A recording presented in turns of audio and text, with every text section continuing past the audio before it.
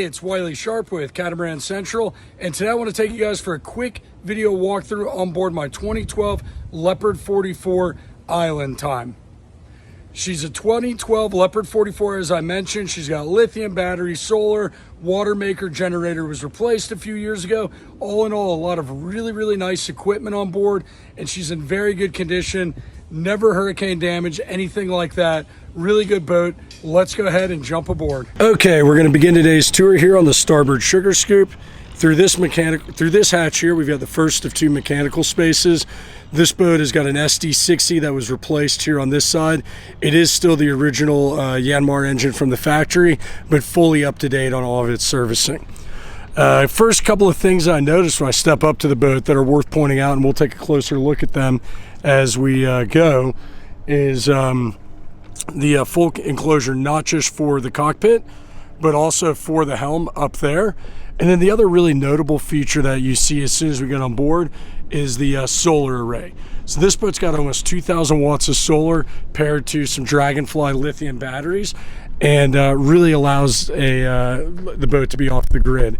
A couple of cool things about that is it's all run through a Victron system, which is quite nice. And because they replaced the air conditionings with Frigomar air conditionings, they can actually run them off of the lithium.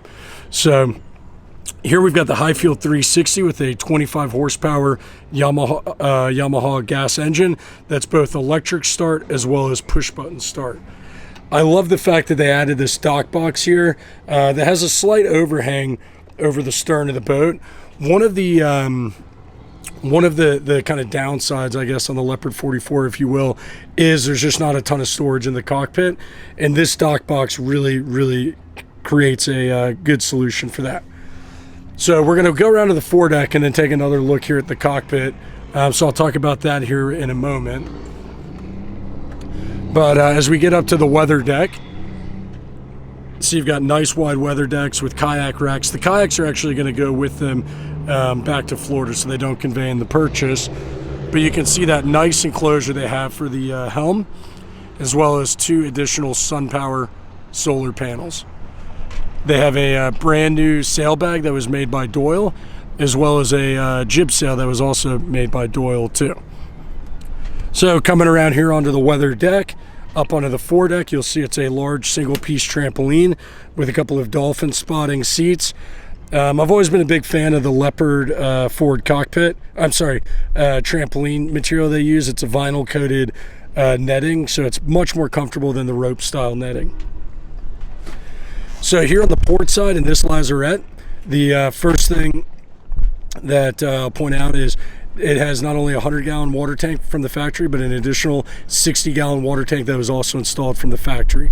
Centerline, we've got the anchor chain run, which on this particular boat has got about 300 feet of G4 chain and a 85-pound Mantis anchor. Over here on the starboard side, we have additional storage as well as a second 100-gallon water tank. So you can get a really good look at that helm enclosure as we make our way aft. So there is an electric winch that you could take the furling line to if you wanted to, although the owner added 3-to-1 purchase, which makes it very easy to retrieve the jib sail by hand. On the outboard rail, we have a Magma propane barbecue grill. We're going to go ahead and make our way into the cockpit here. So we've got really nice custom-made cushions that look like probably 4-inch foam would be my guess. We've got storage underneath the lazarette here, storage underneath the laz there, as well as a propane locker underneath there with some storage around it. Coming up here to the helm, you'll see we've got a really great enclosure on board the boat. They have the perforated Texaline for allowing ventilation through, but they also do have isinglass enclosure for the areas that are currently Texaline. So you could have this fully enclosed, which would be quite nice if you're up north. Here at the helm, we've got a full suite of Raymarine electronics, including AIS and radar. Throttle controls on the outboard side, and all of the sail control lines lead back here to the helm, with this starboard outboard winch being an electric winch. Really, really good visibility here from the helm. So from there, we're going to make our way into the salon onboard island time. One last thing I'll point out, though, is one of the Dometic units here in the cockpit of the boat as well. Let's go ahead and make our way inside. Okay, we're going to make our way into the salon here, onboard island time. In general, I mean, the Leopard 44 is really a game-changing design. I mean, it really helped direct the course of Robertson and Kane as a builder, and a big reason for that is this forward cockpit all the way up here, which this is one of the earlier hulls, and so you'll see it's got one large table instead of two small tables, which is a huge benefit over the later hulls, in my opinion. You've got some storage underneath there, and then coolers not just on the outboard side on the starboard side, but also over here on the port side. And probably the biggest, most unique feature on this boat is the enclosure around the forward cockpit. I mean, it keeps this boat so much cooler temperature-wise than not having that. So anyways, tons of storage here with counter space here on the port forward side, storage down below. We've got a nice L-shaped galley with a 3-burner cooktop, a Breville convection oven combo unit above that. Plenty of storage, not just with the spice racks here on the aft portion, but also through the cabinet there. And I'll also point out that a number of the fans have been replaced with the Sirocco 2 style fans, which are far better than the factory fans. We've got a dual basin sink. We've also got access to the trash can there, which you can also access center line on the inboard side, with additional storage underneath the sink, as well as storage under the foot there. Over here, starboard aft, we've got a brand new Vitrifrigo drawer style refrigerator that was installed. We've got Raymarine VHF. We have the 110 panel. We've got a generator with only 3,200 hours that was replaced in 2019. And then we've got a Fusion stereo control unit here that's on 4 zones, as well as all of the 12-volt stuff here below that. Now, you do see the Dometic controls there. The refrigerator, I'm sorry, not the refrigerators, the air conditionings onboard island time were actually replaced with a much more energy efficient Frigomar system, which allows one air conditioning to be run overnight off of the lithium batteries. Here on the starboard aft section, we've got the Victron control panel, as well as a Victron battery monitor and an Iridium Go with additional storage there. We've got storage on the outboard side up top, as well as behind the settee. Now, center line, there's no storage there. That's where the air conditionings are located, but there is storage here on the starboard side. So we'll take a quick look at 3 of the 4 cabins. The owner's cabin we're not going to take a look at, although being a 4-cabin boat, the port aft is identical to the starboard aft.